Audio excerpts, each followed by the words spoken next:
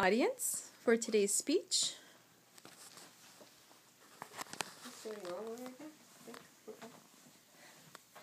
Okay, thank you for coming to my speech again. My speech is about gun control.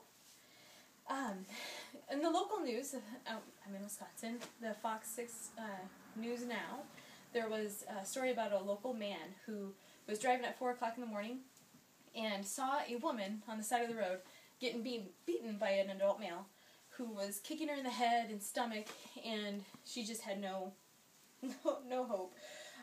He pulled over to try to stop the assailant from doing what he was doing by saying, "Hey, stop what you're doing," trying to help her out. That guy then tried to come after him. As he did that, he had a concealed and carried weapon, and it was a pistol, handgun, and he brought it out and said, "Don't come any closer, get down on the ground." He then did stop.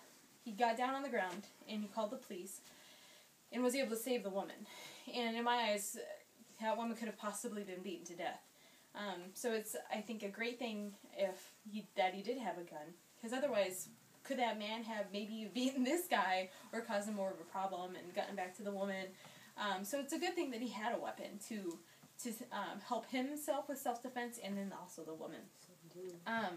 The Second Amendment states, the right of the people to keep and bear arms shall not be infringed. The problem here is that I believe the government and media really makes guns and assault rifles to be a terrible thing. It's like a taboo. Like if you own a gun or assault rifle, it doesn't matter, shotgun, it doesn't matter what it is, it's a problem in their eyes, and you're viewed as a possible terrible person.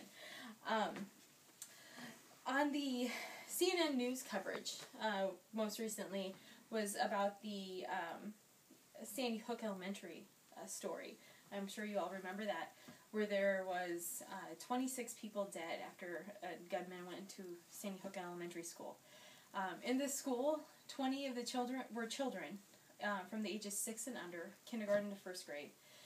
And then there was 6 teachers who lives were taken that day. Earlier that year, ironically, the principal installed new security system, which include a set of locking doors as you would enter. So when you would get into the school, you'd have to sign in at the office, identify who you are, and then the office then would buzz you in. Obviously, this gentleman was able to get in. How he got in, you might ask, was not by signing in and getting okayed through the front office. It was by using his assault rifle to shoot down the door, and he went on his killing spree. So obviously, locked doors and a stop doesn't save lives. Because of this event, government and people around the United States really took a hold of and wanted to take a look at the gun laws. And they wanted to start maybe infringing those laws on the U.S. citizens. In Wisconsin here, a local school, right after this happened in Sandy Hook, started, once you would walk into the school, you first got buzzed into the school. So they first let you in.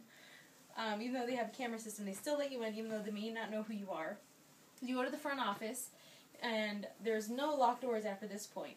You go to the front office, you hand in your car keys as collateral. Then you sign in, and then you get a pass to go into the school. At this point, it's a very, very frustrating thing when maybe when you're in a hurry, and if you're seen there a lot, it's very frustrating because it takes time, probably a good 5 minutes, to hand your stuff in and then have to get it back later, especially if there's a line. So to me, in my eyes, that does not solve the problem at all. Because if I had a gun, who was going to stop me? I'm going to shoot down your door if I really want to get in. And I'm going to kill you if that's what I'm going to set out to do. Why would I not kill you? It's just silly to me. Taking these guns away from the citizens to correct the problem, I don't believe is the solution. That's not the solution at all. I think that would cause more of a problem. From Just the Facts website, the 2007 top fatal accidents were motor vehicle accidents by 34% death. Firearm deaths came in around 2%, which was close to machinery and pedal bike deaths.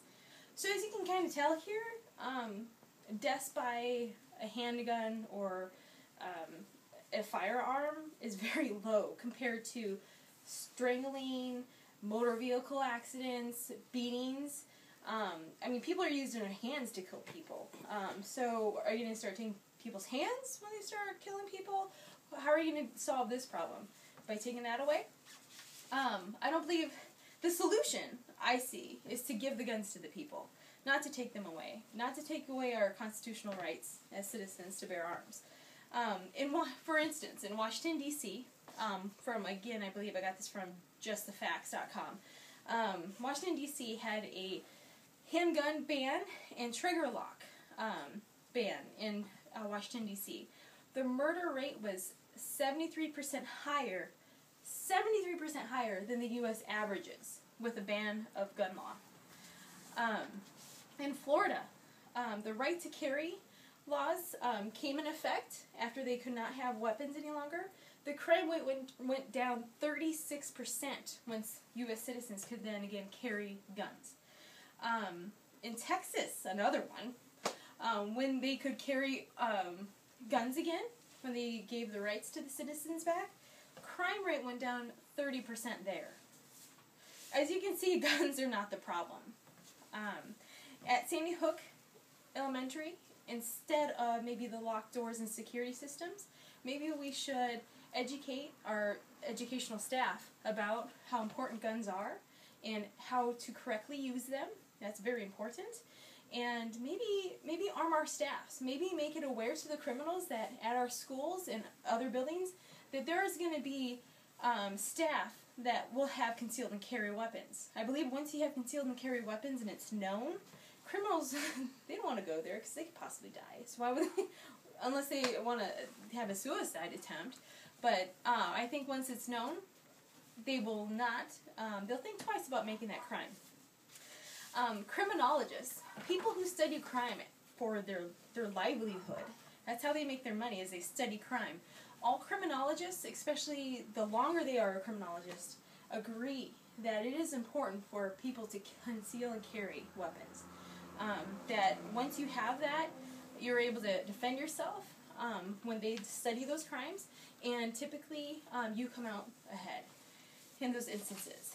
So my desired action is very simple. Evidence shows, obviously, and I can go on and on with that evidence, shows this, that if you take the guns away, crime rate will increase. So if you take the guns away, it will increase. Criminals will have guns no matter what we do or say. So in order for us to help this situation is to carry our guns. Criminals will get guns no matter what the laws are. So why not protect ourselves? Thank you for listening.